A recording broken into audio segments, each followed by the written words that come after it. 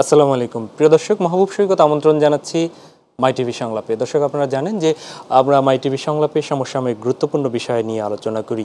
আজকেও তার ব্যতিক্রম হবে না। আজকে আমরা কথা বলবো গণমাধ্যমের সংস্কার ও স্বাধীনতা নিয়ে। স্টুডিওতে উপস্থিত রয়েছেন আপনাদের দুজন অত্যন্ত পরিচিত মুখ।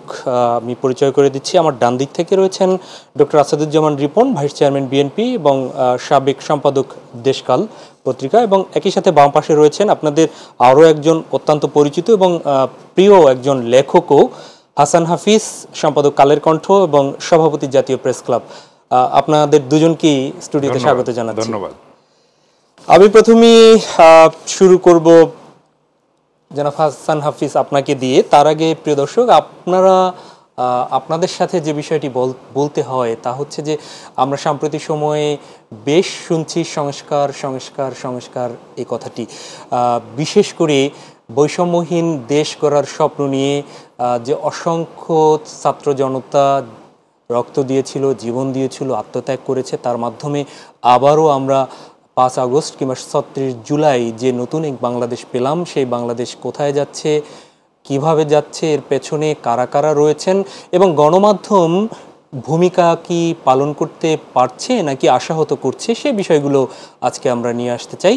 আর সেই প্রশ্নটি প্রথমেই হাসান হাফিজ আপনাকে দিয়ে শুরু করছি। প্রশ্ন সেটি হচ্ছে, গণমাধ্যম কি আসলেই জনগণের কিংবা এই সাধারণ মানুষের মাধ্যম হয়ে উঠতে পেরেছে?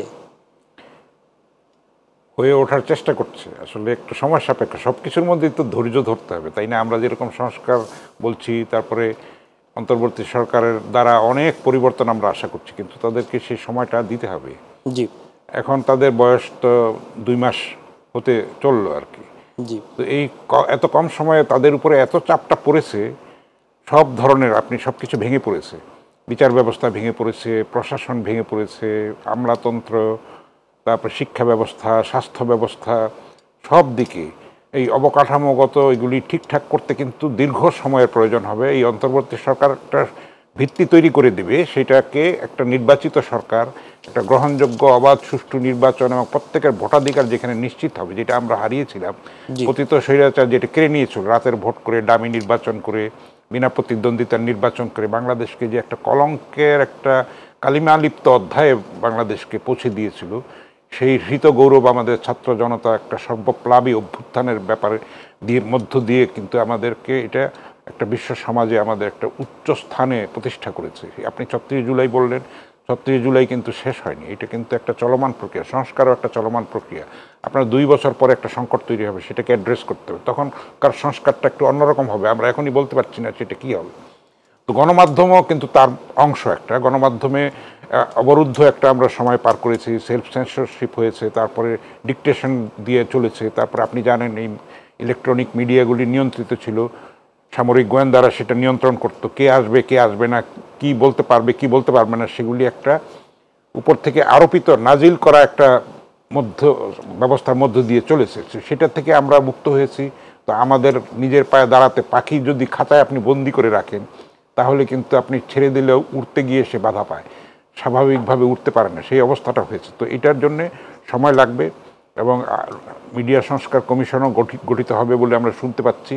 তো সেইটা একটা খোল নলচে পাল্টানোর একটা ব্যবস্থা হবে এবং এইটার অংশীজনদের অংশগ্রহণে একটা সাজেশনস আসবে ট্রায়াল অ্যান্ড এররের মধ্যে দিয়ে, তখন আমরা একটা হয়তো আলোর পথে আমরা উত্তরণ আমাদের করতে পারি। যে খাঁচায় বন্দী হয়ে গেল গণমাধ্যমের স্বাধীনতা যেটি বললেন, নিশ্চয়ই গত 15-16 বছরের যারা ফ্যাসিবাদী চরিত্র নিয়েছিল তখন থেকেই একদম শুরু, তা তো না। তাহলে স্বাধীনতার পরে বা স্বাধীনতার পূর্ববর্তী সময়ে কখনো কি গণমাধ্যম স্বাধীন অবস্থায় ছিল? স্বাধীন অবস্থায় তো ছিল অবশ্যই। আপনি দেখবেন যে আপনার এই 75-এর পটপরিবর্তনের পরে যে 4টা সংবাদপত্র আওয়ামী লীগ রেখে আর সবগুলি বন্ধ করে দিয়েছিল, বাকশাল যখন হয়েছিল। আমাদের রিপন ভাই আরও ভালো বলতে পারবেন। তো তখন কণ্ঠরোধ করা হয়েছিল, প্রেসিডেন্ট জিয়াউর রহমান ক্ষমতায় এসে সবাইকে কিন্তু সেই মুক্ত করে দিয়েছিলেন এবং আওয়ামী লীগকেও মুক্তি দিয়েছিল। আওয়ামী লীগও তো নিষিদ্ধ হয়ে গিয়েছিল, তাই না? তো তারপরে আমরা সেইটা স্বাধীনতা ভোগ করেছি, সহিষ্ণুতা ভোগ করেছি। প্রেসিডেন্ট জিয়াউর রহমানের জীবন দর্শনই ছিল সহিষ্ণুতার, পরমত সহিষ্ণুতার। আমরা সেটার নিজের চোখে আমি দেখেছি। আমি যখন ঢাকা বিশ্ববিদ্যালয়ে রিপোর্টার ছিলাম 1978 সালে, যখন রোকেয়া হল বন্ধ হয়ে গিয়েছিল, প্রেসিডেন্ট জিয়াউর রহমানকে ছাত্ররা হেনস্থা পর্যন্ত করেছে, আমার নিজের চোখে সেটা দেখা। উনি সেগুলি সহিষ্ণুতার সঙ্গে মোকাবেলা করেছেন এবং সেটার রেজাল্ট হিসেবে আমাদের ছাত্রদল নেতা ডক্টর আসাদুজ্জামান রিপন আছে এবং তারা ডাকসু ইলেকশনে কিন্তু অনেকগুলি সিট পেয়েছে। ডাকসু ইলেকশনে কোনো কারচুপি হওয়ার কোনো সুযোগ নেই, আইডেন্টিটি কার্ড ছাড়া ভোট দেওয়া যায় না। আমি নিজে 2বার ভোট দিয়েছি, আমার সৌভাগ্য হয়েছে এবং এগুলি স্বৈরাচার এসে সেই ডাকসু নির্বাচন বন্ধ করে দিয়েছে। ছাত্র সংসদ নির্বাচন যোগ্য নেতৃত্ব যেন তৈরি হতে না পারে সেটার জন্য আঞ্চলিক শক্তি, আঞ্চলিক চক্রান্ত, আমাদের প্রতিবেশী দেশের চক্রান্ত কিন্তু এটার মধ্যে ক্রিয়াশীল ছিল। ফলে আমাদের সেই নেতৃত্ব এবং ছাত্ররা সেই বাদ ভাঙা আবেগটাকেই আমাদের একটা সংহত একটা রূপ দিয়েছে।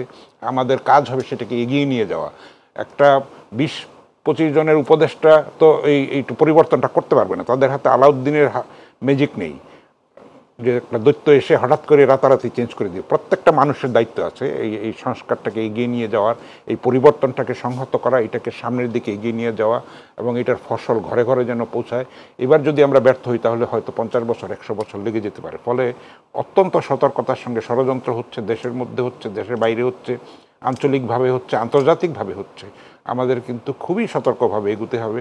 সামনে দুর্গাপূজা আছে, আমরা যেন সেটা একটা দৃষ্টান্ত স্থাপন করতে পারি যে আমরা সম্প্রীতির সেই প্রসঙ্গটা পরবর্তী আলোচনায় আসি। আমি একটু ঘুরে আসি এই প্রসঙ্গ নিয়ে। ডক্টর আসাদুজ্জামান রিপন সম্পাদক ছিলেন, আসলে সম্পাদক যিনি থাকেন তিনি তো ছিলেন, সাবেক হয় না সাংবাদিকতার, হবে না কেন, হতেই পারে। আমি আপনাকে বলে রাখি, আমি আমার ছাত্র জীবন থেকে আমি 70s জি আমি সাপ্তাহিক জনতার ডাক নামে পত্রিকা প্রকাশন করে প্রেসিডেন্ট জিয়াউর রহমান তিনি জীবদ্দশা আমার পত্রিকার ডিক্লারেশনটি দিয়ে যান। তখন অনেকগুলো পত্রিকা বাংলাদেশে ছিল না। কবি হাসান হাফিজ বলেছেন শেখ সাহেবের আমলে তো 4টা সংবাদপত্রই ছিল, উনি 4টা সংবাদপত্র রেখে গিয়েছেন। তো প্রেসিডেন্ট এটাকে উন্মুক্ত করে দিলেন, বলে যে না, কণ্ঠরোধ করা যাবে না, মানুষের মত প্রকাশের যে প্রবাহ এটা বন্ধ করা যায় না। তো অমনি একটি প্রেক্ষাপটে আমিও আমার পত্রিকার আবেদন করলাম, আমি পত্রিকার ডিক্লারেশন পেলাম, পত্রিকা বের করলাম এবং এই পত্রিকাটি এরশাদ জামানায় 4 বার নিষিদ্ধ হয়েছিল এবং এরশাদের পতনের পরে আমি আমার জীবনে প্রথমবারের মতো এবং জীবনের শেষবারের মতো আমি সম্পাদক হিসেবে, একজন নিষিদ্ধ পত্রিকার নিষিদ্ধ সম্পাদক হিসেবে আমি জীবনে প্রথমবারের মতো এবং শেষবারের মতো আমি রাষ্ট্রপতির আমন্ত্রণ, ঠিক রাষ্ট্রপতি, উনি তখন অস্থায়ী রাষ্ট্রপতি জাস্টিস শাহাবুদ্দিন, তার আমন্ত্রণে আমি গিয়েছিলাম। তো যাই হোক, তারপর অনেকদিন পত্রিকা বের করেছি।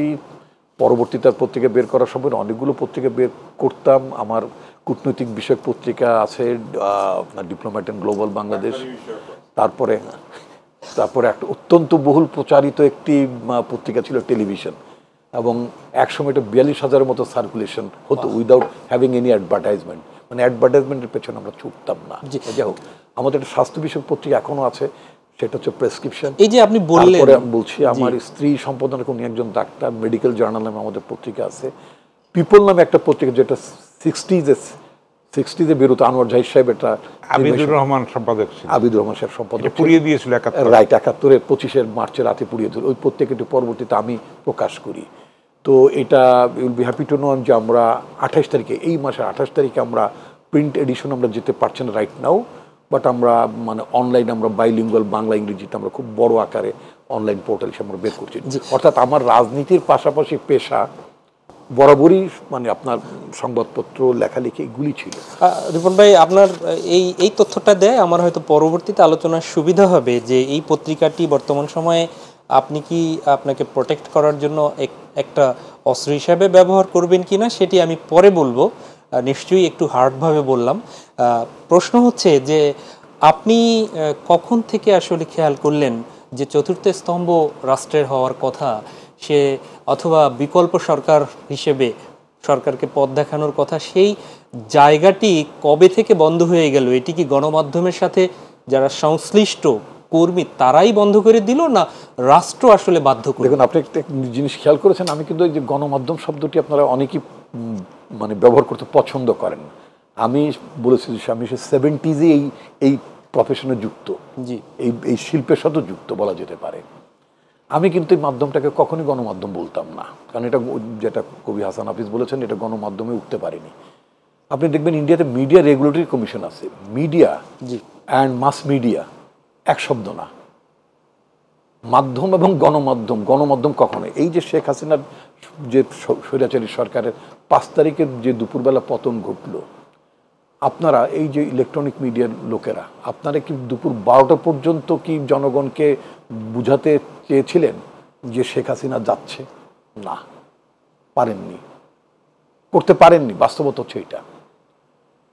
প্রিন্ট মিডিয়া কেউ একটু আগে থেকে একটু সরব ছিল, কিছু কিছু সংবাদ প্রকাশ করেছে, অনেক কিছু করেননি তা না, অনেকেই করেছে। কিন্তু কেন করতে পারেননি? তার কারণ হচ্ছে যে হু কন্ট্রোলস দ্য মিডিয়া? কারা কন্ট্রোল করে? সরকারের লোকেরা, সরকারের পৃষ্ঠপোষকপ্রাপ্ত লোকজন, সরকারের আশীর্বাদ ধন্য লোকজন, এবং অবাধভাবে বাংলাদেশের লুটেরা পুঁজিপতি। এই যে এরা তো আসলে ঠিক মানে আপনার মানে জাতীয় বুর্জেও না এরা। তো যার ফলে এদের হচ্ছে প্রকৃতিটা হচ্ছে লুণ্ঠন করার বৈশিষ্ট্য। এই যে লুণ্ঠিত পুঁজির মালিক যারা, লুণ্ঠিত পুঁজির মালিকরা তো জনগণের কথা বলতে পারে না। আপনি যদি দেখেন, কবি হাসান হাফিজ তো এখানে আছেনি, আপনার 90 যে গণঅভ্যুত্থানটা হলো তার আগে কি সংবাদপত্রের লোকেরা, সাংবাদিকরা, সম্পাদকরা তারা কি পত্রিকা বন্ধ করে রাস্তায় দাঁড়াননি? ওটা কি শুধুই ছাত্রদের আন্দোলন ছিল? 90 গণঅভ্যুত্থান কি শুধুই ছাত্রদের আন্দোলন? অনির্দিষ্টকাল আমরা বন্ধ করে দিয়েছি। এক্স্যাক্টলি, তারা অনির্দিষ্টকালের জন্য তারা বন্ধ। এবং ওই সময় আমার পত্রিকাটা মানে নিষিদ্ধ হয়েছিল। Excuse me. জি। তো এরপরে আনফর্চুনেটলি আবার যখন বিএনপি সরকার প্রতিষ্ঠিত হলো, তখন কিন্তু আবার পত্রিকা প্রকাশের সুযোগ হলো, মতামত প্রকাশ করার সুযোগ হলো। এরপরে আবার শেখ হাসিনা সরকার যখন ক্ষমতা আসলো, এটাকে এমনভাবে কণ্ঠরোধ করা হলো, অর্থাৎ নানান বাঁকে যে বাংলাদেশের সংবাদপত্র বা প্রচার মাধ্যমের স্বাধীনতা অথবা গতি বলেন, এটা বারবারই রুদ্ধ হচ্ছিল। আমি গতকালকে প্রফেসর মোহাম্মদ ইউনূস, আমাদের অন্তর্বর্তীকালীন সরকার উপদেষ্টা, তার একটা ইন্টারভিউ পড়ছিলাম। Excuse me. তিনি একটা চমৎকার কথা বলেছেন যে একটা সুযোগ এসেছে, ইংরেজিতে যদি বলেন যে একটা বড় মাপের অপরচুনিটি এসেছে, এই অপরচুনিটিটাকে গ্রাফ করা দরকার, মানে এটাকে এই সুযোগটা কাজে লাগানো দরকার। What he meant, what he said for. উনি কিন্তু এই কথাটি বলেছেন যে এরকম একটি সুযোগ হয়তো আর আসবে না। আমাদের সুযোগ জীবন আসে। আমাদের 71 সালে মুক্তিযুদ্ধের পর কিন্তু 72 সালে কি আমাদের এই বাংলাদেশটাকে আপনার রিকনস্ট্রাক্ট করার জন্য, পুনর্গঠন করার জন্য, বাংলাদেশ যেই লক্ষ্যে আপনার প্রতিষ্ঠিত হয়েছিল যুদ্ধের মাধ্যমে, আমরা কি সেটা করতে পারতাম না? পারতাম, কিন্তু আমরা করিনি, তাই না? তো এই বাংলাদেশ কিন্তু মাঝে মধ্যে অনেক রক্তের মধ্য দিয়ে, অনেক আত্মত্যাগের মধ্য দিয়ে, আমাদের কিন্তু মাঝে মধ্যে সুযোগগুলো আসে। এই যে একটা স্বৈরাচারকে হটালো বাংলাদেশের আপামর জনগণ, এটা তো শুধুমাত্র ছাত্রদের ব্যাপার না। ইয়েস, মানে সমাপনীটা আমাদের ছেলেমেয়েরা করেছে নিঃসন্দেহে, কিন্তু এটার সাথে যুক্ত ছিল কিন্তু বাংলাদেশের আপামর জনসাধারণ। তো এখন যে সুযোগটা হলো, এই সুযোগ যদি এখন প্রশাসন যদি সেই স্বৈরাচারের প্রেতাত্মা, মানে আমি তো ছায়াও বলবো না, কায়াই আছে, স্বৈরাচারের লোকগুলি বসে আছে। এখন ধরেন আপনার মিডিয়াটা, এই মিডিয়াটা যদি স্বৈরাচারের প্রতিভূ হিসেবে যদি কাজ করে থাকে, এখানে কবি হাসান হাফিজ সাহেবকে বসিয়ে দিলি কি এটা মানে স্বৈরাচার মুক্ত হয়ে গেল? না, পেছনে তো স্বৈরাচারের কন্ট্রোল থাকছে। ওই আওয়ামী লীগের মানে লুটেরা পুঁজির নিয়ন্ত্রণ পুরোটাই থাকছে না। তো আপনার একটা বৈশিষ্ট্য বদলাতে, উনি বলেছেন একটা মানে রেগুলেটরি কমিশন গঠন করার কথা। ইন্ডিয়াতে মিডিয়া রেগুলেটরি কমিশন অনেক আগে থেকে আছে। ইলেকট্রনিক মিডিয়া কি প্রচার হবে, কোন বিজ্ঞাপনটা যাবে, তার টিআরপি কি হবে, এখন তো আপনি মনের মতন করে টিআরপি বানিয়ে দেন। টিআরপির এজেন্সিও আছে। আপনার দর্শকরা হয়তো অনেকে টিআরপিটা হয়তো বুঝবেন না, মানে অর্থাৎ মানে অনুষ্ঠানটা কতটা মানুষ দেখছে, ওই জিনিসটা তারা যাচাই বাছাই করেন। যাই হোক, এক্সকিউজ মি। তো ওই মিডিয়া রেগুলেটরি কমিশন কিন্তু সেটাও ইন্ডিপেন্ডেন্ট টিআরপিটাও তারা মানে নির্ধারণ করেন। বিজ্ঞাপনদাতার প্রতিনিধি থাকে, অন্যান্য শ্রেণী পেশার লোকেরা থাকে। ফলে আপনি বিজ্ঞাপনদাতাকে আপনি বোকা বানাতে পারছেন না যে আমারটা অনেক চলে ভাই, আমারটা লক্ষ লক্ষ লোক দেখছে, আপনি সমস্ত বিজ্ঞাপন, সাবানের বিজ্ঞাপন, শ্যাম্পুর বিজ্ঞাপন আমারই দিয়ে দেন। ওই মিডিয়া রেগুলেটরি কমিশনে বিজ্ঞাপনদাতার প্রতিনিধি ঠিক ওদের সেই টুলস আছে, দেখতে পারে আসলেই আপনার টিভি কতটা দেখছে, অথবা এই পত্রিকাটা কত মানুষ পড়ছে, তাই না? আমাদের সেই জায়গায় যেতে উনি একটা চমৎকার কথা বলেছেন, এটা তো হঠাৎ করে 2 মাসে সম্ভব না। আবারও আমি প্রফেসর মোহাম্মদ ইউনূসের মানে কথায় ফিরে যেতে চাই, সুযোগটা এসেছে, সুযোগটা কাজে লাগাতে হবে। ধন্যবাদ রিমন ভাই, আপনার কাছে আমি ফিরবো। টিআরপি নিয়েও আপনি কথা বলেছেন, আমি একটু আত্মপক্ষ সমর্থন করি, আমিও যেহেতু মাঠের কর্মী। সেটি হচ্ছে হাসান হাফিজ ভাই নিশ্চয়ই অস্বীকার করবেন না, সেটি হচ্ছে যে ছাত্র জনতার গণ অভ্যুত্থান পূর্ববর্তী সময় সারা বাংলাদেশে এই যে দাবানল ছড়িয়ে দেওয়ার পেছনে গণমাধ্যম, টেলিভিশন, প্রিন্ট মিডিয়া সবাই কিন্তু ভূমিকা পালন করেছে। যখন শাহবাগে একটু একটু করে জড়ো হচ্ছিল, সব টেলিভিশনই কিন্তু তাদের জায়গা থেকে ইভেন্ট হিসেবে সেটি কিন্তু লাইভ প্রচার সম্প্রচার করেছে। শেষ দুদিনে আমাদের গাড়িগুলো নিয়ে অনেক সময় স্পটে আমরা যেতে পারিনি, কিন্তু যেভাবে আপনি বলছেন যে হ্যাঁ আমাদের জায়গা থেকে একদম ধরিয়ে দেয়া যে এইটা ফেসিবাদ, সেই জায়গাটায় রাষ্ট্র আমাদেরকে হয়তো করতে আমরা বিভিন্নভাবে পারিনি। ফিরছি হাসান হাফিজ ভাইয়ের কাছে। ওই না পারাটাই হচ্ছে গণমাধ্যম না ওইটার কারণ। হ্যাঁ, আপনার সাথে দ্বিমতে না, আমি দ্বিমত করব না, আমার সঞ্চালনার জায়গা থেকে না, আমি আসলে এই কথাটা আমি মাঠের কর্মী হিসাবে, গণমাধ্যম কর্মী হিসাবে বলছি। হাফিজ ভাই, আপনি বলছিলেন যে 91 পূর্ববর্তী সময়ে আপনারা সব বন্ধ করে দিয়ে আন্দোলনে নেমেছিলেন এবং অনির্দিষ্টকালের জন্য।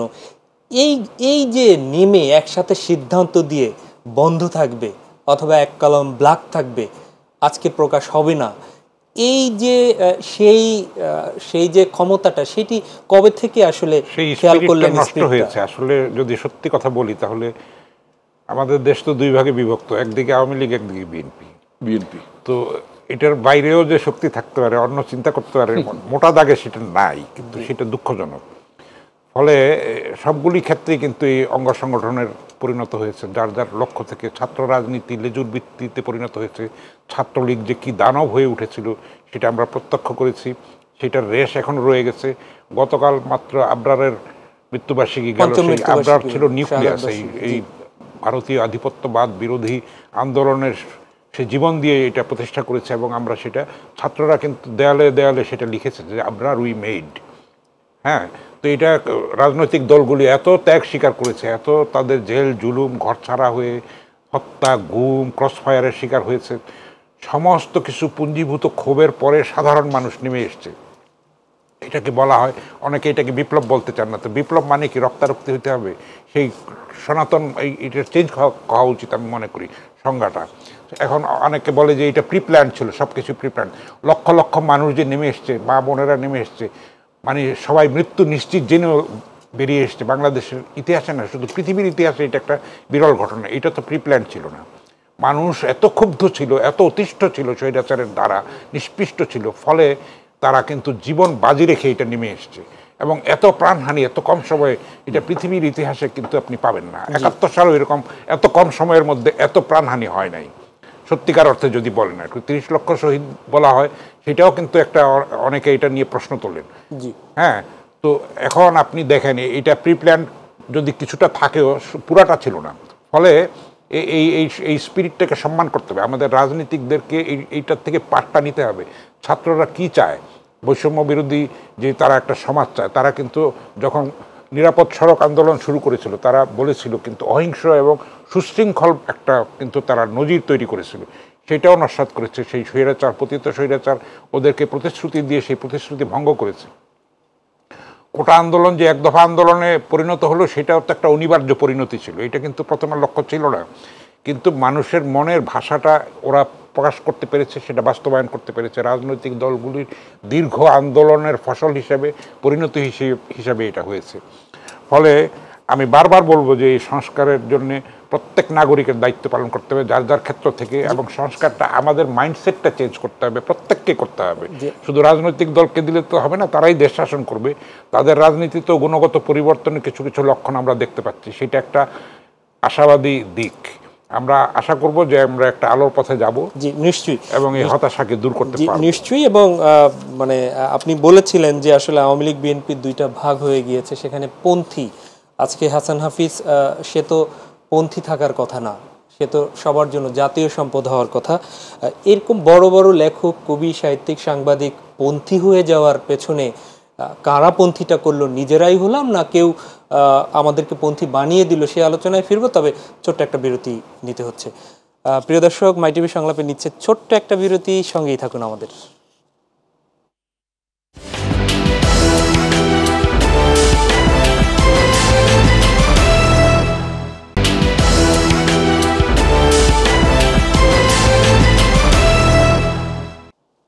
আরও একবার স্বাগত জানাচ্ছি মাই টিভি সংলাপে। দর্শক, আমরা বিরতির আগে শুনছিলাম জাতীয় প্রেস ক্লাবের সভাপতি, সম্পাদক কালের কণ্ঠ হাসান হাফিজ, যিনি কবি, সাহিত্যিক দুই নামেই সমাদৃত, তার কথা। আমরা ফিরছি বিএনপির vice chairman doctor Asaduzzaman Ripon, যিনি গণমাধ্যমের সাথে সংশ্লিষ্ট ছিলেন, এখনো আছেন। ডক্টর রিপন, আমরা একটু ফিরতে চাই আপনার কাছে। তা হচ্ছে যে সংস্কারের অনেকগুলো কমিশন হয়েছে, তার মধ্যে গণমাধ্যম সংস্কারের কথাও আমরা শুনতে পাচ্ছি। আপনি সুযোগ তৈরি হয়েছে, ডক্টর মোহাম্মদ ইউনূসের রেফারেন্সও টেনেছেন। আপনি বলেছেন যে ৭১-এর সেই একটা স্বপ্ন দেখেছিলেন, সেই স্বপ্ন বাস্তবায়িত হয়নি। ৭৫ পরবর্তীতে একটা স্বপ্ন দেখেছিলেন, আপনারা ৯১-এর পরবর্তীতে স্বপ্ন দেখেছিলেন স্বৈরাচার বিদায়ের পরের। সেখানটায় ২০২৪-এর এই স্বপ্ন, এই সংস্কার কমিশনের মাধ্যমে বাস্তবায়িত হবে, এই স্বপ্নটা কি জাতিকে দেখাতে পারেন? আপনাকে আরেকটা কথা বলি, আমাদের বর্তমান যে সরকারটি আছে, সংস্কার হোক নানা ক্ষেত্রে এটা মানুষের আকাঙ্ক্ষা, এতে কোনো সন্দেহ নেই। কিন্তু যদি সরকারটি যদি পুরোটাই যদি সংস্কার নিয়ে ব্যস্ত থাকে, সংস্কার তো নানা ক্ষেত্রে দরকার, জি তাই না? তো তাহলে নির্বাচনটা কখন করব আমরা?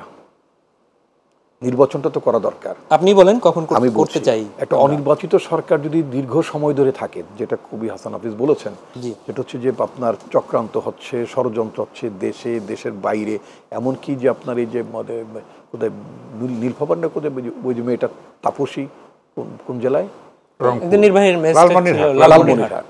লালমনিরহাটের যে একটা আপনার অ্যাসিস্ট্যান্ট কমিশনার বা ম্যাজিস্ট্রেট যে মেয়েটি, যেই কথাবার্তা তিনি বললেন, তো এটা তো একটা ষড়যন্ত্র অংশ। সরকারি চাকুরি করে, চাকুরি বিধি লঙ্ঘন করতে সরকারি চাকুরি করা যায় না। আমি কিন্তু সেই ব্যক্তি 1996 সালে, হাফিজ ভাই আপনার মনে থাকতে পারে যে তৎকালীন সময়ে, এটা কি কেবলমাত্র সরকারি কর্মকর্তা উনি প্রথম করলো? আমি যেসব পুলিশ কর্মকর্তারা ফেরেনি কাজে। লেট মি ফিনিশ, আমাকে বলতে দিন। 96 সালে প্রজাতন্ত্রের কতিপয় কর্মকর্তা তারা জনতার মঞ্চ বানিয়েছিলেন। সেই জনতার মঞ্চে যারা অংশগ্রহণ করেছেন, তৎকালীন প্রধানমন্ত্রীর বিরুদ্ধে অনেক কথাবার্তা বলেছেন, সরকারের সিদ্ধান্ত অমান্য করেছেন। ফরেন সেক্রেটারি, তৎকালীন ফরেন সেক্রেটারি ফারুক সোবহান, তিনি তো রীতিমতো আপনার ফ্যাক্স পার্টির সমস্ত অ্যাম্বাসিগুলোতে তদানীন্তন বেগম খালেদা জিয়া সরকারকে অসহযোগিতা করার জন্য আহ্বানও জানিয়েছিলেন। তার বিরুদ্ধে আমি এখানে যিনি বসে আছেন, আমি 96 সালে রিট পিটিশন করেছিলাম। তৎকালীন principal secretary, cabinet secretary, home secretary, foreign secretary, তখন এস্টাবলিশমেন্ট সেক্রেটারি বলা হতো, এখন যেটাকে জনপ্রশাসন বলা হয়, including Moakka Alamgir and many others, এদের বিরুদ্ধে আমি রিট করেছিলাম। হাইকোর্ট একটা ঐতিহাসিক যুগান্তকারী রুল দিয়েছিলেন, 10 দিনের জন্য এই সকল কর্মকর্তা, আমার রেসপন্ডেন্ট যারা ছিলেন বিবাদী, তাদেরকে রাষ্ট্রের সকল কর্মকাণ্ড দায়িত্ব থেকে অব্যাহতি দিয়েছিলেন এবং বলেছিলেন যে পরবর্তী ব্যক্তি, নেক্সট পার্সনের কাছে দায়িত্ব ছেড়ে দিতে হবে। 10 দিনের জন্য ব্যারিস্টার আমিরুল ইসলাম ওই বিবাদীর পক্ষে উনি আসলেন হাইকোর্টে, এসে তিনি বললেন যে নির্বাচন সামনে, তখন অলরেডি জাস্টিস হাবিবুর রহমান সাহেব দায়িত্ব নিয়েছেন কেয়ারটেকার গভর্নমেন্টের হেড হিসেবে, তো বলে যে নির্বাচনটা চালিয়ে যেতে কষ্ট হবে, অ্যাটলিস্ট ওরা দৈনন্দিন কাজগুলো করুক। তখন হাইকোর্ট আবার তাদেরকে দৈনন্দিন কাজের সুযোগটা করে দিল। এখন কত হচ্ছে, আপনি যেটা বললেন যেটা কি নতুন করছে না, আগেও করেছে, বলে ওদের লাগাম টানার জন্য কিন্তু I went to high court. Unfortunately Awami League, এরপরে আওয়ামী লীগ সরকার আসলো, 97-তে আওয়ামী লীগ সরকার, 96-তে আওয়ামী লীগ সরকার আসলো। আমি বুঝতে পেরেছিলাম যে আওয়ামী লীগ সরকার আমলে তাদের দালালদের বিরুদ্ধে আমি যদি প্রতিকার চাই আমি পারবো না, সেজন্য আমি in fact I did not proceed, আমি আর আগাইনি। যেটা আনফর্চুনেট এই কথাটা বললাম যে এরপরে 2001 সাল তো আমাদের সরকার ক্ষমতা এসেছিল, এই রিট পিটিশনটি একবার টপ অফ দ্য লিস্টে ছিল হাইকোর্টে। আমার গভর্নমেন্ট বা তৎকালীন অ্যাটর্নি জেনারেল এটাকে এগিয়ে নেননি। যদি সেদিন এগিয়ে নিতেন তারা, আমাদের তদানীন্তন বিএনপি সরকার যদি এগিয়ে নিতেন, তাহলে একটা দৃষ্টান্তমূলক উদাহরণ হতে পারত যে আপনার এই কাজগুলো করাটা সমীচীন না। যেমন দেখবেন এই অগাস্টের প্রথম সপ্তাহ পর্যন্ত, এমনকি 4 তারিখ পর্যন্ত, এই যে আপনার প্রজাতন্ত্রের অনেক কর্মচারী যাদের রেসপেক্টিভ মিনিস্ট্রির সামনে ব্যানার নিয়ে শেখ হাসিনাতে আস্থা নাম দিয়ে তারা ব্যানার টাঙিয়ে তারা রাস্তায় দাঁড়িয়েছেন, বৈষম্য বিরোধী ছাত্র আন্দোলনের বিপক্ষে কথা বলেছেন, বিরোধিতা করেছেন, এবং তারা অনেক সময় হামলায় অংশ নিয়েছেন। আমি উদাহরণ টানতে খামার বাড়ি, এই যে আপনার ফার্মগেট, এইখানে তো রীতিমতো কৃষি মন্ত্রণালয়ের লোকজন তো একেবারে শব্দটা আমরা এমনি কথ্যভাবে বলি যে আজান দেয়, অর্থাৎ একেবারে ঘোষণা দিয়ে তারা নামলেন। হ্যাঁ, এবং সেই লোকগুলো দেখবেন যে এখন শেখ মুজিবুর রহমানের জন্মশতবার্ষিকী বা উদযাপন কমিটির যিনি মেম্বার সেক্রেটারি, দ্যাট জেন্টলম্যান, উনি এখন বর্তমানে কৃষি মন্ত্রণালয়ের সচিব। যিনি 4 তারিখে ব্যানার নিয়ে দাঁড়ালেন, তিনি ডিপার্টমেন্ট অফ এগ্রিকালচার এক্সটেনশনের আপনার মানে ডিজি হয়ে তিনি পোস্টেড। এই সমস্ত আপদগুলো, এই সমস্ত দুর্বৃত্তগুলো, এটা একটা দুটোও না, উপসচিব হওয়ার সেই লাইনে কিন্তু অসংখ্য ছিল। দুর্বৃত্তগুলো যারা শেখ হাসিনাতে আস্থা রাখেন, তার মানে তারা একটা সেগমেন্টের লোক। তো শেখ হাসিনাতে আস্থা তো why don't you go to Delhi, India চলে যাও, ওইখানে তো শেখ হাসিনার সাথে থাকো, ওখানে যখন আস্থা আছে। তো তোমরা ইউনূস সরকারকে সার্ভ করতে আসছো কেন? আসলে ইউনূস সরকারকে সার্ভ করার নামে তারা ডিস্টেবিলাইজ করতে চায়। এই যে আপনি যে মেয়েটির কথা বললেন, যে তাপসী যে মেয়েটি, এই মেয়েটি একেবারে প্লান্টেড। আমি গতকালকেও একটি শোতে বলেছি, ওর ইমিডিয়েটলি যদি এই আপনার অনুষ্ঠান যারা দেখবেন সরকারের লোকের, ইমিডিয়েটলি উচিত হবে তার দেশ থেকে নিষেধাজ্ঞা দেওয়া। কারণ ও মোটিভেটেডলি প্ল্যান্টেড ওয়েতে কাজটা করেছে, এবং ও যে বিদেশে যাবে, হয়তো ওর একটা স্কলারশিপ আগে থেকে অ্যারেঞ্জ করা আছে। যাওয়ার আগে এই জন্য সে ড্যাম কেয়ার ভাবে কথাগুলো বলেছে, ওখানে যে সে পড়াশোনা করবে বা থাকবে, অ্যাসাইলাম নেবে, নেওয়ার পরে তারপরে ও যেটা দুরাশা করছে যে ওর আম্মু উনি একসময় ফেরত আসবেন, কারণ ও যে বলছে টুপ করে চলে, কি চট করে চলে আসবে, তো মনে করে চট করে চলে আসে, তখন ও একবারে যে সচিব হয়ে যাবে, এরকম একটা ব্যাপার স্যাপার ওই মেয়েটার মধ্যে হয়তো আছে। কিন্তু আমি তাদের উদ্দেশ্যে বলতে চাই, পৃথিবীর ইতিহাসে স্বৈরাচার যারা এইভাবে যারা পালিয়ে যায়, পলাতক লীগ ফেরত আসে না। পৃথিবীতে প্রেসিডেন্ট, প্রধানমন্ত্রী ইন্ডিভিজুয়াল অনেকে পালিয়েছে। এই যে 2 বছর আগে শ্রীলঙ্কায় পালিয়েছে, কিন্তু গোটা 350 এমপি এবং তার আগে সাবেক এমপি, প্রায় ধরেন প্রায় 450 মানুষ, 450 বর্তমান সাবেক এমপি পালিয়ে গিয়েছে, সচিবরা পালিয়ে গিয়েছে, আইজি পালিয়ে গিয়েছে, আপনার সিটি কর্পোরেশন মেয়ররা পালিয়ে গিয়েছে, বায়তুল মোকাররমের খতিব পালিয়ে গিয়েছে, তাই না? এই যে স্পিকার পালিয়ে গেছে, ডেপুটি স্পিকার পালিয়ে গেছে, এমন একটা পরিস্থিতি পৃথিবী ইতিহাসে এই ধরনের ভ্যাকুয়াম আপনি জানেন না। 3 দিন তো সরকার চলে, ভ্যাকুয়াম তো আপনি সংবিধানের কোনো আকার রসিকার কোনো মানে আপনার সেমিকোলন দিয়ে সংবিধান কোনো ফিট ইন করা, মানে একটা নতুন সরকার আসার জন্য ফিট ইন করার কোনো স্কোপই ছিল না। যার জন্য এই গভর্নমেন্টকে, president had to send the reference to the আপনার সুপ্রিম কোর্ট, রেফারেন্স নিয়ে তারপর, কারণ একটা ডক্ট্রিন অফ নেসেসিটি হয়ে গেল, কি যে এই জাতীয় পরিস্থিতির কখনই বাংলাদেশের ইতিহাসে উদ্ভব হয়নি, যেটা আপনি কনস্টিটিউশনে অ্যাড্রেস করতে পারেন। সংবিধান অনুসরণকে আপনি অ্যাড্রেস করার কোনো সুযোগ নাই, ছিল না। এখন দেখেন আরেকটা জটিলতা আসতেছে, ধরে নেন এখন রাষ্ট্রের একজন পতি আছে, মানে রাষ্ট্রপতি। এই রাষ্ট্রপতি তো অসুস্থ হতে পারেন তো নাকি, বিকল্প নাই, তাই না? তো তাহলে কি হবে? এগেইন আপনার ডক্ট্রিন অফ নেসেসিটি ব্যাপার, তার মানে সংস্কারটা লাগবে। বিভিন্ন প্রয়োজনে যে ব্যাপারগুলো হচ্ছে, যেমন ধরেন 153 জন মানুষ সংবিধানে আনকনটেস্টেড হয়ে যাচ্ছে, ইলেক্টেড হয়ে যাচ্ছে, এটা কিন্তু গণতন্ত্র বলে নাকি? কিন্তু আপনি আবার বলছেন নির্বাচন কমিশন না, আইনে কোনো বাধা নেই। আইন নাই, তাহলে আইনগুলো তো ঠিক করতে হবে, অ্যাড্রেস করতে হবে, তাই না? কিন্তু আপনি এই পতিত স্বৈরাচার এজেন্টদেরকে, তাদের সাপোর্টেড লোকজনকে রেখে, যারা শত শত হাজার কোটি টাকা যারা অন্যায়ভাবে যারা কামিয়েছে, খোদ প্রধানমন্ত্রী একজন পিয়ন 400 কোটি টাকা কামালো, এবং সেটা গর্বের সাথে সাবেক প্রধানমন্ত্রী বললেন, তার বিনিময়ে কি শাস্তি হলো? শুধু তার ওই যে 5টা, মানে প্রধানমন্ত্রীর কার্যালয়ে যাতায়াত করা যে পাস, তাকে 5টা শুধু সিজ করা হলো। আপনি চিন্তা, এটা রাষ্ট্রের সুশাসনও ছিল না, মানে দুরাচারী সরকারের দুর্বৃত্তপনার চূড়ান্ত পর্যায়ে চলে গিয়েছিল। আপনার অনুষ্ঠানেও আমি বলেছি, এবং 30 তারিখ হাফিজ ভাই আমার ফেসবুকে যারা আমার সাথে যারা যুক্ত আছেন, আমি 30 তারিখে হবিগঞ্জ একটা মানে আমাদের পার্টি প্রোগ্রামে প্রেসিডেন্ট যে শাহাদতবাসীগুলোকে গিয়েছিলাম, সেখানে আমি পাবলিকলি আমি অ্যাড্রেস করেছি আমাদের কর্মীদেরকে। 31 তারিখ আমার ফেসবুকে পোস্টটা করা আছে, আমার ভিডিওটা আছে, সেখানে বলেছিলাম যে এই সরকারটি কলাপস করতে বাধ্য, কলাপস করবে, এবং আমার কর্মীদের উদ্দেশ্যে বলেছিলাম সরকার অনিবার্যভাবে কলাপস করবে, কিন্তু তোমরা যদি মনে করে থাকো কলাপস তো আপনি হয়ে যাবে, তাহলে আমাদের আর কিছু করার দরকার নেই। না, মিলাদে অংশগ্রহণ না করলে সামগ্রিক দোয়া পাওয়া যায়, কিন্তু বাতাসা পাওয়া যায়।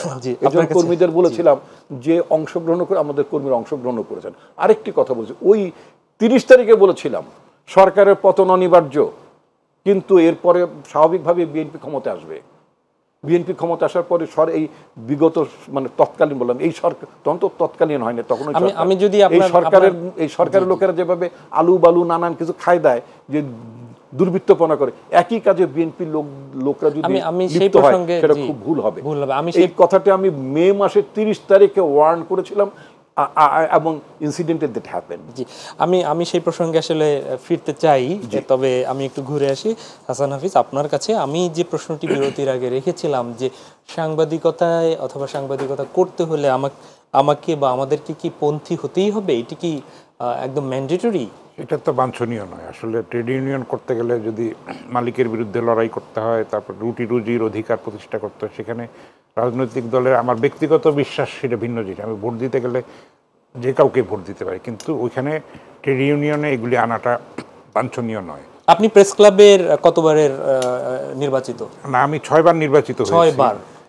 তো এই 6 বার তো নিশ্চয়ই কোনো এক পন্থীর ভোটে আপনি নির্বাচিত হতে পারেন না। সেটা কোনোভাবে সম্ভব না। প্রেস ক্লাব তো অখণ্ড একটা প্রতিষ্ঠান, ফলে এখানে সব মতের সব পথের লোকই আছে। ইউনিয়ন বিভক্ত হয়েছে কিন্তু প্রেস ক্লাব বিভক্ত হয়নি। এটা 70 বছর ধরে এটা ঐতিহ্যবাহী সংগঠন এবং প্রতিষ্ঠান, একটা সাংবাদিকদের মর্যাদার প্রতিষ্ঠান। আমি যদি আপনার কথা একটু থামিয়েই বলি, সেটি হচ্ছে যে ইউনিয়ন বিভক্তি হয়েছে, ইউনিয়নের সেটি এখন অনেক বড় প্রশ্ন। এই বিভক্তিটি কি অনিবার্য ছিল? আমরা দেখতে পাই যে ডিআরইউ বিভক্ত হয়নি, অথবা আমাদের পার্শ্ববর্তী যে দেশগুলো সাংবাদিকদের সংগঠন আছে সেখানেও কি রাজনৈতিক বিবেচনায় বিভক্ত? খাতিরে বলতে হয় কি, আসলে কিছু সংখ্যক নেতা, এক শ্রেণীর নেতা আর কি, মানে উচ্ছিষ্ট ভোগী নেতা আমি বলবো, তাদের কারণে এই জিনিসটা হয়েছে। সাধারণ মানুষের মধ্যে কিন্তু সেটা নাই। সাধারণ সাংবাদিকরা কিন্তু ঐক্যবদ্ধ ইউনিয়ন চায়, একসঙ্গে লড়াই করতে চায়, মত প্রকাশের স্বাধীনতা নিশ্চিত করার জন্য, রুজি নিশ্চিত করার জন্য তারা লড়াই করতে চায়। তো সেইটা হয়তো আবার সামনে আমরা দেখেছি যে বার্লিন ওয়ালও ভেঙে পড়েছে, দুই জার্মানি এক হয়েছে। আমরাও স্বপ্ন দেখি এবং প্রত্যাশা করি এবং হওয়া উচিত, দুই ইউনিয়ন এক হওয়া উচিত। তাহলে শক্তিটা বাড়বে সাংবাদিকদের, এবং মানে যেসব লুটেরা মালিক আছে যারা অস্ত্র হিসেবে ব্যবহার করে মিডিয়াকে, এবং এখানে তো বড় ধরনের সংস্কারের প্রয়োজন। মিডিয়া সংস্কার কমিশন হবে বলে আমরা শুনতে পাচ্ছি। তাহলে একটা কিন্তু সত্যিকারের দায়িত্বশীল বস্তুনিষ্ঠ সাংবাদিকতার পথ আমরা একটা তৈরি করতে পারি। সাংবাদিকদের স্বাধীনতা মানেই তো যা ইচ্ছা তাই না, আমাদেরও তো দায়িত্বশীলতার পরিচয় দিতে হবে। দেশের কল্যাণে, জাতির কল্যাণে, সাম্প্রদায়িক সম্প্রীতি বজায় রাখার জন্য, ধর্মীয় সম্প্রীতি বজায় রাখার জন্য এবং দেশের সার্বভৌমত্ব রক্ষার ক্ষেত্রে আমাদের দায়িত্ব আছে। আপনাদের সাথে কি সংস্কার নিয়ে আলোচনা শুরু হয়েছে? হ্যাঁ, শুরু হয়েছে, প্রক্রিয়া চলছে, এবং তথ্য উপদেষ্টা বলেছেন যে একটা সংস্কার কমিশন হবে, শিগগিরই হবে। এটার প্রস্তুতি চলছে, আমরা শিগগিরই শুনতে পাবো আশা করি। তো এটা আমরা আশা করি যে একটা মানে প্রকৃত গণমাধ্যম যেটা মানুষের কথা বলবে, সেরকম একটা গড়ে তোলার একটা ক্ষেত্র তৈরি হয়েছে, যেটা একটা সম্ভাবনা তৈরি হয়েছে, সেটাকে কাজে লাগাতে হবে। আমাদের এই সুযোগ আমরা বারবার পাবো না। ফলে এটাকে যতটা সম্ভব ম্যাক্সিমাম ইউটিলাইজেশন আমাদেরকে করতে হবে, এবং এটার জন্য প্রত্যেকের দায়িত্ব আছে। এটা মানে সব আসমান থেকে সব ঝরে পড়ে সব ঠিক করে দিবে, এটা আশা করাটা ভুল, এটা বাস্তবতা নয়। ফলে সামগ্রিক যেই পরিবর্তনের সঙ্গে গণমাধ্যমও একটা অংশ। আমরা আশা করব যে একটা দায়িত্বশীল সাংবাদিকতা আমরা ভবিষ্যতে পাবো। জি, সেখানে এর আগে আপনি উল্লেখ করেছিলেন যে সেলফ সেন্সরশিপের যে জায়গাটায়, সেখানেও আমরা চলে যেতে বাধ্য হয়েছিলাম।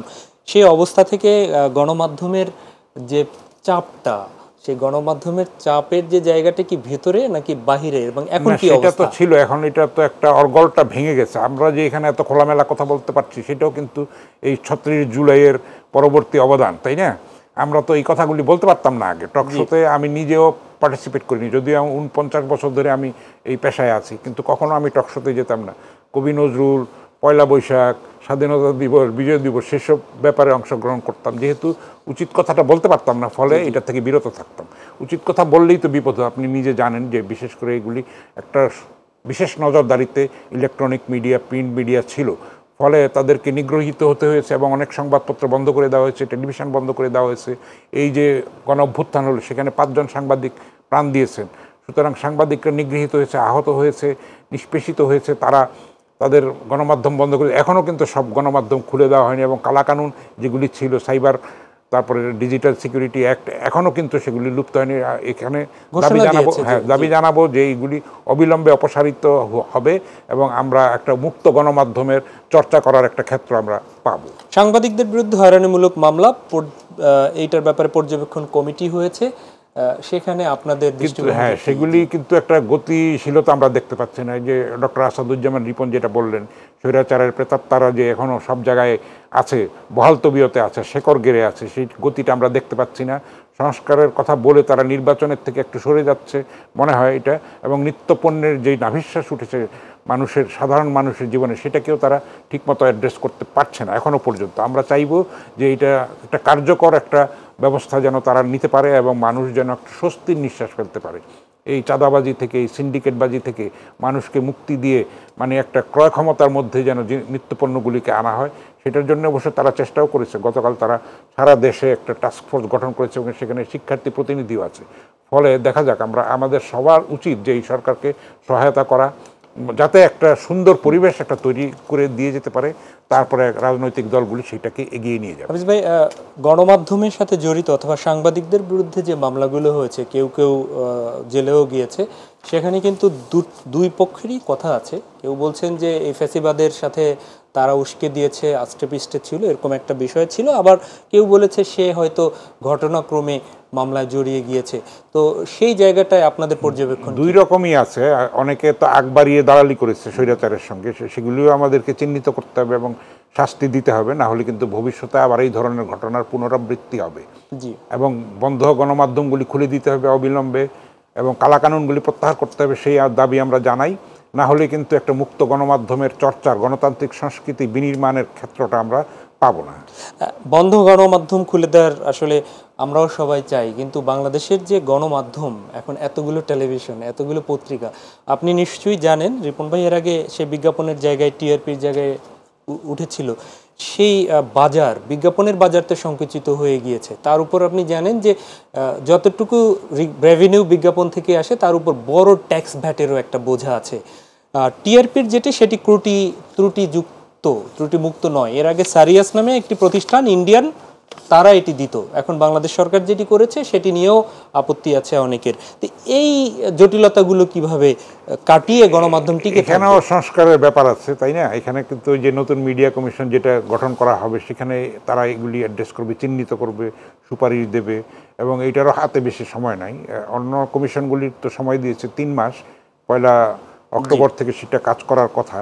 তো মিডিয়া কমিশন যত তাড়াতাড়ি হবে সেটাই মঙ্গল। এখানে অনেক অ্যানোমালিজ আছে, অনিয়ম আছে, অসঙ্গতি আছে, এখানেও স্বৈরাচারের প্রেতাত্মা আছে। সেগুলিও কিন্তু অ্যাড্রেস করতে হবে, তাদেরকে চিহ্নিত করতে হবে, শনাক্ত করতে হবে এবং একটা কার্যকর একটা বিধিবিধান আমাদের তৈরি করতে হবে। তাহলে আমরা হয়তো একটা মুক্ত গণমাধ্যম, সত্যিকারের অর্থে দায়িত্বশীল একটা মিডিয়া আমরা পাবো, প্রিন্ট এবং ইলেকট্রনিক উভয়। ধন্যবাদ। আমি ডক্টর রিপন, আসাদুজ্জামান রিপন, আপনার কাছে ফিরছি। বাংলাদেশের অন্যতম প্রধান একটি দল হচ্ছে জাতীয়তাবাদী দল বিএনপি, এবং আরেকটি দল সব ভোটের দিক থেকে আপনাদের কাছাকাছি ছিল, এই মুহূর্তে তারা কোথায় আছে আমরা জানি না। যদিও বিষয়টা ওইভাবে বললে বোধহয় আমি আপনার সাথে একমত হব না। কারণ হচ্ছে যে আপনি মনে হচ্ছে অন্যতম একটি বড় বিরোধী দল বিএনপি, তার মানে হচ্ছে আরেকটি বড় বিরোধী দল আছে। বিরোধী দল না, অন্যতম বড় একটি দল, আরেকটি বড় দল আছে না, আরেকটি বড় দল নাই। এইটা হচ্ছে দুঃখজনক ব্যাপার। আমার হতাশার জায়গাটা হচ্ছে ওই জায়গায় যে বাংলাদেশ জাতীয়তাবাদী দল একটি নিরঙ্কুশ বড় দল। জি।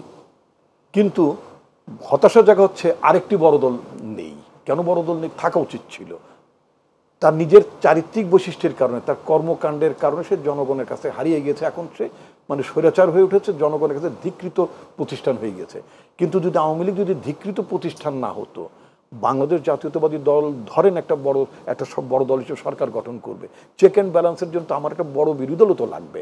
আনফর্চুনেটলি আমার সে বড় বিরোধী দলটা আমরা হারিয়ে ফেললাম এই তাদের অপকর্মের কারণে। এবং তারা কখনো, যেটা বলছেন, পৃথিবী ইতিহাসে কখনো স্বৈরাচার, এই যে এত পলাতক লীগ, মানে পলাতক লীগ বলবো আমি এটাকে, এরকম পলাতক লীগ পৃথিবীর কোনো দেশে ছিল না। এবং এরা কখনোই, আওয়ামী লীগের যারা এখনো স্বপ্ন দেখেন তাদের উদ্দেশ্যে বলতে চাই, কখনোই ফিরে আসার কোনো সুযোগ নাই। নেভার নেভার নেভার, কখনো সুযোগ নাই। আপনাকে আমি আরেকটু কথাটা বলতে চাচ্ছিলাম, গণমাধ্যমের সাহস, সেলফ সেন্সরশিপ ইত্যাদি, এর মধ্য থেকে 2-4 জন দাঁড়িয়েছেন। যেমন আপনার 111 সাহেব, মাহফুজ আনাম সাহেব অকপট স্বীকার করেছেন। আমি মার্চ, আমি তাকে ধন্যবাদ জানাবো তার স্বীকারোক্তির জন্য, যে তিনি পেরে ওঠেন না, চাপ সামলাতে পারেননি। কিন্তু আবার প্রকারান্তরে যদি আমি মাহমুদুর রহমানের কথা যদি ধরি, আমার দেশ, যিনি লিখেছিলেন শাহবাগে ফ্যাসিবাদের পদধ্বনি, রাইট, এবং এত দীর্ঘ সময় কোনো সম্পাদক বাংলাদেশের ইতিহাসে, পৃথিবীর ইতিহাসে আমি কারাবরণ করেন। সেটাই আমি বলতে চাই যে আমার দেশ পত্রিকার সম্পাদক মাহমুদুর রহমান সাহেব, তিনি নির্যাতনের মধ্য দিয়ে কলম চালাননি, তাকে রক্তাক্ত অবস্থাকে আমরা দেখিনি। কোর্টের আদালত তার বিরুদ্ধে অযথা হয়রানিমূলক মামলা কি তখন হয়নি? অসংখ্য হয়রানিমূলক মামলা মাহমুদুর রহমান এবং অন্যান্য সাংবাদিকদের বিরুদ্ধে হয়েছে। শুধু উনি তো না, ওনার পত্রিকার অনেক সাংবাদিকদের বিরুদ্ধে হয়রানি, ওনার পত্রিকার প্রেস তালা মেরে দিল, অফিস থেকে ওনাকে তুলে নিয়ে গেল। এই ঘটনাগুলো ঘটেনি? ঘটেছে তো। আচ্ছা, মাহমুদুর রহমান তো কোনো দেশে পালানোর সময় বর্ডার থেকে অ্যারেস্ট হন নাই, না, নিঃসন্দেহে না। এবং অন্যান্য সাংবাদিকরা তারা কিন্তু পালিয়ে যাওয়ার জন্য কেউ অ্যারেস্ট হন, তারা স্বাভাবিকভাবে অ্যারেস্ট হয়েছেন, তারা কারাভোগ করেছেন এবং তারা সত্য প্রকাশে তারা মোটেই বিচলিত হন না। তারা আদালতেও বলেছেন যে না, তারা ঠিক লিখেছেন, ঠিক বলেছেন। তো ওই ধরনের তো কনভিকশন থাকতে হবে ভাই। শুধুমাত্র এর উপর গাই গুই করে চাপিয়ে দিলে তো চলবে না। নামতে নেমেছেন, সাংবাদিকতা করবেন, দাবি করতে চান গণমাধ্যম কর্মী, দাবি করতে চান প্রতিষ্ঠান গণমাধ্যম, কাজটা করবেন স্বৈরাচারের এজেন্ট হিসেবে, তার উচ্ছিষ্ট ভোগ করার জন্য, দালালি করার জন্য, লুটে পুটে চেটে খেতে চান, স্ফীত হতে চান, তাহলে তো কখনই গণমাধ্যম হতে পারবে। জানান যেহেতু প্রসঙ্গটা হচ্ছে গণমাধ্যম সংস্কারের ব্যাপার, তো গণমাধ্যম সংস্কার করতে গেলে প্রথমেই তো এই বিষয়গুলো আসবে। এখন আমি যে কথাটা আবারও বলতে চাচ্ছিলাম, প্রফেসর মোহাম্মদ ইউনূস গতকালকে একটা গত পরশু সাক্ষাৎকারে বলেছেন তারা একটা পরিমণ্ডল তৈরি করতে চান। বাংলা শব্দের পরিমণ্ডল, ইংরেজি শব্দটা হচ্ছে একটা কন্ডিউসিভ এনভায়রনমেন্ট। একটা কন্ডিউসিভ এনভায়রনমেন্ট তৈরি করবেন for what? For an elected government. উনি বলেছেন নির্বাচন আমাদের প্রায়োরিটি। একটা নির্বাচিত সরকার অবাধে যাতে জনগণ ভোট দিয়ে তাদেরকে আনতে পারে এবং সেই সরকারটি ভোটের পরে যাতে দুরাচারী আচরণ করে না করে, দুর্বৃত্ত না হটে, জনগণের উপর যাতে নিজেকে ধরাকে সরা মনে না করেন, পায়ে মাটিতে না হেঁটে যদি আকাশে হাঁটা শুরু করেন, যেটা সম্ভব না, এবং ওটা হাঁটতে গেলে তো পড়ে যায়, তার প্রমাণ হচ্ছে শেখ হাসিনা। আরেক এই জাতীয় ব্যাপারটা না হলে একটা অ্যাকাউন্টেবিলিটি লাগবে। সে অ্যাকাউন্টেবিলিটিটা করার জন্য, একটা ভালো নির্বাচন করার জন্য যতটুকু আপনার কি বলে সবার সাথে, যেটা উনিও বলেছেন যে সবার সাথে একটা ঐক্যমতের ভিত্তিতে একটা সংস্কার কার্যক্রম এগিয়ে নেবেন, that is including media commission, সেটা হতে পারে, কেন হবে না? কিন্তু এইটার জন্য নির্বাচনকে বিলম্বিত করার কোনো সুযোগ থাকবে না। কারণ অনির্বাচিত সরকার যতদিন ক্ষমতা থাকে ততদিন পর্যন্ত নানা ধরনের চক্রান্ত ষড়যন্ত্র থাকে। তবে এই সরকারের উদ্দেশ্যে একটি কথা বলতে চাই, বা যারা ইনিয়ে বিনিয়ে বলতে চান সরকারটি দুর্বল, সরকারটা অমুক, না, এই সরকারের মতো এত বড় শক্তিশালী সরকার ৭২-এর পরে খুব একটা এই সরকারটির পেছনে আপামর জনগণ আছে, এই সরকারটির পেছনে সমস্ত রাজনৈতিক দল আছে, শুধুমাত্র পতিত স্বৈরাচার এবং তাদের দোসর ছাড়া। তো এত বড় শক্তিমত্তা সম্পন্ন সরকার আর কখন ছিল? বিরোধিতা ছিল, কিন্তু এই সরকার তাও তো নাই।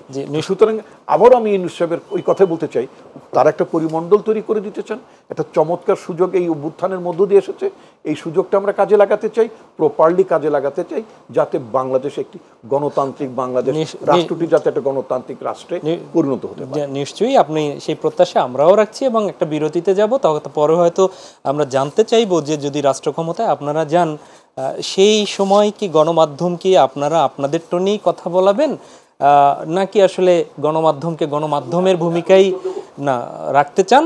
সেই প্রশ্নটি রেখে আমি বিরতিতে যেতে চাচ্ছি। প্রিয় দর্শক, নিচ্ছি আরেকটা বিরতি, ফিরে আসছি খুব শীঘ্রই।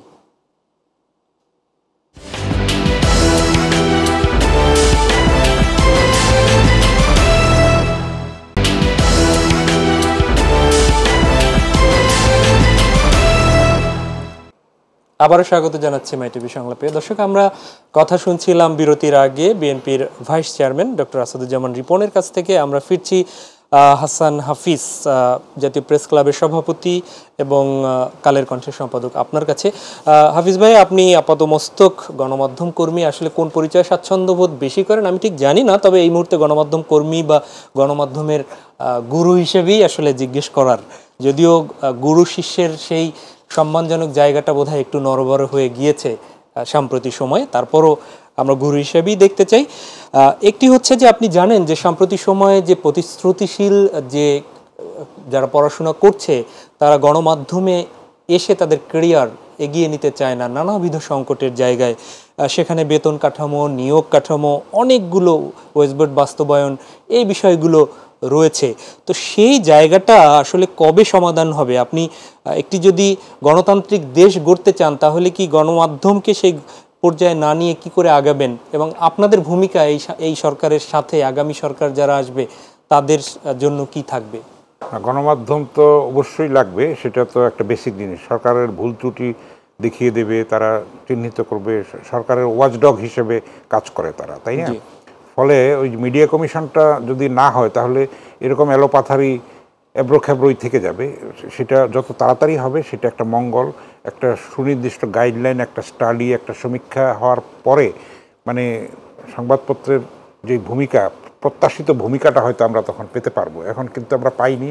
আর এত দীর্ঘ স্বৈরাচারে আমরা নিষ্পেষিত হয়ে আমরা কি বলবো মানে আরোপিত একটা সময় আমরা পার করেছি, ফলে সেটার থেকে বেরিয়ে আসতে কিঞ্চিত সময় লাগবে এবং আমাদের দায়িত্বশীলতার পরিচয় দিতে হবে। এবং আপনি বললেন যে এই পেশায় তরুণরা আসতে চাচ্ছে না কারণ এখানে পেশায় নিশ্চয়তাটা নেই।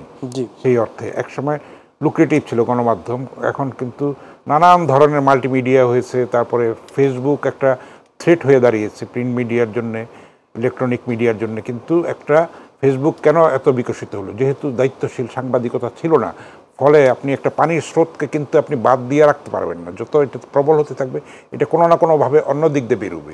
ফেসবুকের বিপদ হচ্ছে কি, সেটা আনসেন্সর্ড থাকে এবং গুজবকে ছড়িয়ে যায় এবং আমরা তো যাচাই বাছাই করি না, একটা মব জাস্টিস হয়ে যায়।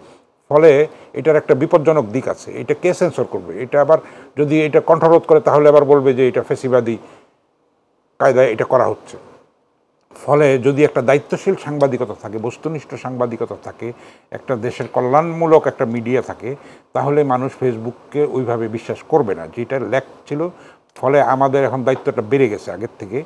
আমরা যদি সত্যিকার অর্থে সমস্যাগুলি তুলে ধরতে পারি, সত্যিকার অর্থে সরকারকে আমরা সঠিক পথে পরিচালনার ব্যাপারে পরামর্শ দিতে পারি, সহায়তা করতে পারি, দায়িত্ব তো আমাদেরও আছে। এটা তো অন্য পেশার থেকে ভিন্ন। আলু পটলের ব্যবসা আর সাংবাদিকতা পেশা কিন্তু এক নয়। আমাদের দায়িত্বটা বেশি এবং অস্থিরতাটাও বেশি, এখানে অনিশ্চয়তাটাও বেশি। সেগুলি যদি মিডিয়া কমিশন হয় তাহলে এত ব্যাঙের ছাতার মতো এত পত্রিকার তো প্রয়োজন নেই। যেটা হয়তো 500 কপি ছাপা হয়, ডিসি অফিসে দেয়, সচিবালয়ে দেয়, আবার সেখান থেকে বিজ্ঞাপন নেয়। এগুলি তো এইসব দুরাচার, এগুলি যে অনাচার, এগুলি দূর করতে হবে। তো এগুলি কিন্তু স্বৈরাচারের সঙ্গী হিসেবেই কিন্তু এগুলি বিকশিত হয়েছিল। স্বৈরাচারের সুবিধার্থেই কিন্তু পকেট এই পত্রিকাগুলি তৈরি হয়েছিল। সেগুলি সবগুলি মিলিয়ে একটা ঢালাও একটা একটা সংস্কার দরকার, একটা আমূল একটা পরিবর্তন দরকার। সেটা কিন্তু একটু যত তাড়াতাড়ি হবে ততই মঙ্গল। ধন্যবাদ। আমি সময় থাকলে ফিরবো। রিপন ভাই, বিরতির আগে আপনার কাছে যে প্রশ্নটি ছিল সেটি জবাব চাই। আপনি বলেছিলেন যে আমরা যদি ভবিষ্যতে যখন নির্বাচিত হওয়ার পরে আমরা আমাদের মতন করে সংবাদ মাধ্যমকে দেখতে চাবো কিনা। না, মোটেই না। তবে একটা কাজ আমরা করব, এই যে প্রফেসর মোহাম্মদ ইউনূসের গভর্নমেন্ট যেটা পরিমণ্ডলটি তৈরি করে দিতে চান ইন অল রেসপেক্ট, অন্যান্য ক্ষেত্রে ইনক্লুডিং আপনার মিডিয়া সহ, তাদের যদি কোনো রেকমেন্ডেশন থাকে আর জনগণের নির্বাচিত সরকার হিসেবে যদি বিএনপি যদি আমি কখনো বলবো না দেশ শাসন করার কথা বলবো না, যদি দায়িত্ব পালন করার যদি অপরচুনিটি যদি বিএনপির জন্য আসে, নিঃসন্দেহে আমরা যেটা করব সংবাদ মাধ্যম, প্রচার মাধ্যমগুলোকে গণমাধ্যমে রূপান্তরিত করা। আপনার সাথে একবার রূপান্তর শব্দটি নিয়ে আলোচনা করেছিলাম। আমরা এই বর্তমান যে ব্যবস্থাটি আছে এটাকে গণমাধ্যমে রূপান্তর করার জন্য আমরা একটা চেষ্টা নেব, এটা যাতে প্রকৃতপক্ষে গণমাধ্যমে উঠতে পারে। কারণ এটা গণমাধ্যমে কখনই উঠেনি। এই কথাটা আমি প্রতিটি শোতে বলি, কারণ আমি নিজে কিন্তু আমার যে উনি আলু পটলের ব্যবসার কথা বলেছেন, আমার জীবন আলু পটলের ব্যবসাটা একটা সুযোগ ছিল তো কথার কথা, কিন্তু আমি তো কখন আলু পটলের ব্যবসা জানি। ওই ঘুরে ফিরে ছাত্র জীবন ওই পত্রিকা, ওই সংবাদপত্র, এটা ওটা নিয়ে আসি, তাই না? তো সুতরাং আমি নিজেও তো চাইবো, এবং আমার জীবন প্রথম যে পাসপোর্টটি 80s যে পাসপোর্টটি নিয়েছি, সেই পাসপোর্ট আমার পেশাগত পরিচয় জার্নালিজম। আমি তো এই পরিচয়টাকে আমি অনেক গৌরবজনক মনে করি। আমি তো ঠিকাদারি করি না, অন্য কোনো ব্যবসা করি না, আমার অন্য কোনো ট্রেড লাইসেন্স কিচ্ছু নাই আমার। তো আমি এই লাইনে আছি। আমি তো আমার যেই পরিচয়টি মর্যাদাদায়ক, সেই পরিচয়টা তো আমি নিজের স্বার্থ তো চাইবো যে আমার পেশাটা আরো মর্যাদাপূর্ণ। অনেক ধন্যবাদ। আমি যদি সময় পাই, আমি একদম শেষ সময়ে আমি আসলে একদমই জাতীয় প্রেস ক্লাবে একটা ঘটনা ঘটেছিল যেটি নিয়ে ব্যাপক আলোচিত হয়েছে। আমি এই একদমই শেষে সেইটি একটু আনতে চাই সেখানের সাথে।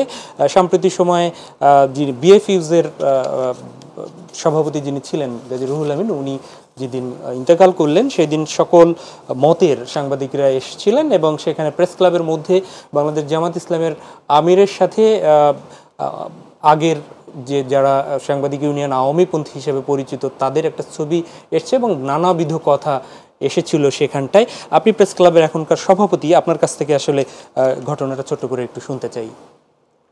জামায়াতের নেতারা তো জামাতে ওইখানে এসেছিলেন জানাজায় অংশ নেওয়ার জন্য। তো এখন পতিত স্বৈরাচারের নেতারাও এসেছিলেন, তারা ওখানে দেখা করতে গেছেন, কথাবার্তা বলেছেন, পাশাপাশি বসছেন। এটা তো একটা কার্টসি, এটাকে নিয়ে নানানভাবে ব্যাখ্যা দেওয়া হচ্ছে। তো এখন বাধা তো নাই, প্রেস ক্লাব তো সবার, তাই না? এখানে সব মতের লোকের সবার কথা বলার অধিকার আছে। ফলে এইটাকে কেউ কেউ পুনর্বাসনের একটা প্রসেস হিসেবে দেখতে চাচ্ছেন। নানান ধরনের ইন্টারপ্রিটেশন আছে। এখন প্রেস ক্লাব তো এটাতে বাধা দিতে পারে না, তারা প্রেস ক্লাবের মেম্বার, তারা তো আসতেই পারে, এবং পলিটিক্যাল পার্টির নেতারাও আসতে পারেন, সবসময় ওয়েলকাম, সব পার্টি নিষিদ্ধ ছাড়া। এটা প্রেস ক্লাব তার জন্মের ইতিহাস থেকে শুরু করে এই পর্যন্ত সমস্ত আন্দোলনের সঙ্গে সম্পৃক্ত ছিল। এখন স্বৈরাচারের সময় আপনি দেখেন যখন কোথাও কথা বলা যেত না, প্রেস ক্লাব হলো একটা ডেমোক্রেসি স্কয়ার বলা হতো, মানববন্ধন করা হতো, প্রতিবাদের ভাষা সেখানে উচ্চারিত হতো। ফলে এইটাকে নানানভাবে যার যার মতো করে ব্যাখ্যা করছে। আমাদের কথা হলো যে জামাতের নেতারা আসছেন জানাজায় অংশ নেওয়ার জন্য, অবশ্যই আসতে পারেন। সেইখানে তারা পতিত স্বৈরাচারের যারা নেতা তারা এসছেন, এটা একটা কার্টসি। তারা তো এখানে বলতে পারে না যে আমাদের সঙ্গে বসবেন না, এটা বলতে পারে? তো তারা বসছে, কথাবার্তা হয়েছে, ছবি তোলা হয়েছে, এটা ছড়িয়েছে। এইটাকে অত বড় করে দেখার মতো কিছু নেই। আবার কেউ কেউ এটাকে পুনর্বাসনের একটা অংশ হিসেবেও দেখতে চাচ্ছে। তো এইটা অত বড় ঘটনা না আমার মনে হয়। আমরা তো মিলেমিশেই থাকবো। তো যখনও নিষিদ্ধ হয়নি দলটা, তাই না, আমরা তো আমাদের একটা ব্যাপক অংশকে জনগণের, তাদেরকে তো আমরা মেরে ফেলতে পারবো না। আমরা প্রতিহিংসায় কেন থাকবো? আমরা যারা অন্যায় করেছে তাদের যথাযথ বিচার হবে, আইনি প্রক্রিয়া বিচার হবে, সেটা কোনোভাবেই বরদাস্ত করা যাবে না। কিন্তু আমরা যেন অন্যায়ভাবে মানে মব জাস্টিস না করি, মানে একটা অবিবেচকের মতো আইন নিজের হাতে যেন তুলে না নিই, একটা যেন অরাজকতা তৈরি না করি। আমাদেরও তো দায়িত্বশীলতার পরিচয় দিতে হবে। ধন্যবাদ। একদমই রিপন ভাই, আপনি 1 মিনিটে জানতে চাই, সেটি হচ্ছে যে জামাতের সাম্প্রতি অনেক কর্মকাণ্ডে সাধারণ জনগণ কিংবা গণমাধ্যমে আসছে যে ইতিবাচকভাবে দেখছে, জামাত ইসলামী দলগুলোকে নিয়ে ঐক্য করছে। আপনারা বৃহৎ দল হিসেবে নিশ্চয়ই আগামীতে কাকে ঐক্য করছে? ইসলামী দলগুলোকে নিয়ে ঐক্যের একটা প্রচেষ্টা আমরা দেখছি। তো আপনাদের যদিও জাতীয় সরকারের একটা প্রস্তাব দেয়া আছে যারা এই ফ্যাসিবাদ বিরোধী আন্দোলনে ছিল, জামাতের এই যে কর্মকাণ্ড এগিয়ে নিচ্ছে, খুব ছোট্ট করে উত্তর চাই, আমার হাতে সময় নেই, সেটি হচ্ছে যে এটিকে আপনারা চ্যালেঞ্জ হিসাবে দেখছেন কিনা আগামীতে, তাদের এই এগিয়ে যাওয়াকে আপনাদের ক্ষমতায় যাওয়ার প্রতিবন্ধক হিসেবে কোনো কিছু দেখছেন? ধন্যবাদ আপনাকে। আমাদের দল, আমাদের নেতা তারেক রহমান এটাকে আদৌ কোনো চ্যালেঞ্জ হিসেবে মনে করেন না, আমরাও মনে করি না। চ্যালেঞ্জের কথাটা এই কারণে আসলো যে আপনার ছেলেরা নতুন দল বানাবেন বলছেন, বেশ কয়েকদিন আলোচনা ছিল তার নতুন দল বানাবেন। তারেক রহমান সাহেবের ওপেন স্টেটমেন্ট, পাবলিক স্টেটমেন্ট হচ্ছে আমরা এটা ওয়েলকাম করি। শত ফুল ফুটতে দিতে হবে তো, তাই না? ইট ইজ দ্য পিপল, জনগণ। আপনাদের সাথে জামাতের সুসম্পর্কটা আছে নাকি? জনগণ বেছে নেবে যে দেশ পরিচালনার জন্য কারা বেশি যোগ্য, কারা বেশি দায়িত্বশীল, কারা সবচেয়ে ভালো সুশাসন দিতে পারবে। তো জনগণ হাতে ছেড়ে দেন না কেন? এটা নিজেদের হাতে কেন রাখেন? গণতন্ত্রটা কি? For the people, by the people, of the people. এই আপ্তবাক্যটা, এই স্পিরিটটা কেন ভুলে যেতে চান? ও আসলে আপনি থ্রেট ফিল করবেন, ও আসলে এটা হবে কেন? জনগণের প্রতি আস্থা নাই কেন? আমাদের দলের তো সবসময় জনগণের আস্থা ছিল।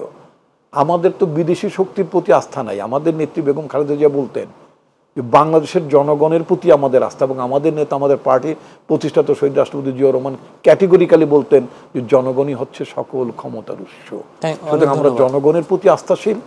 জনগণ যাকে বেছে নেবেন, আমাদের রাজনীতি তো জনগণকে নিয়ে, দেশকে নিয়ে, তাই না? সুতরাং আমরা তো থ্রেট ফিল করার ব্যাপার। অনেক ধন্যবাদ ডক্টর আসাদুজ্জামান রিবন, এবং অসংখ্য ধন্যবাদ হাসান হাফিজ, আপনাদের দুজনকে। প্রিয় দর্শক, এই ছিল আমাদের আজকের আয়োজন। দেখা হবে পরবর্তীতে। আমরাও আলোচকদের সাথে এবং আপনাদের সাথেও প্রত্যাশা রাখি যে বিপ্লব, যে রক্তর মাধ্যমে একটি বৈষম্যহীন দেশ গড়ার জন্য যে প্রত্যাশা, সেই বৈষম্যহীন দেশ গড়ুক, সেই মানবিক বাংলাদেশ গড়তে আসুন, যে যার জায়গা থেকে ভূমিকা পালন করি। আল্লাহ হাফেজ।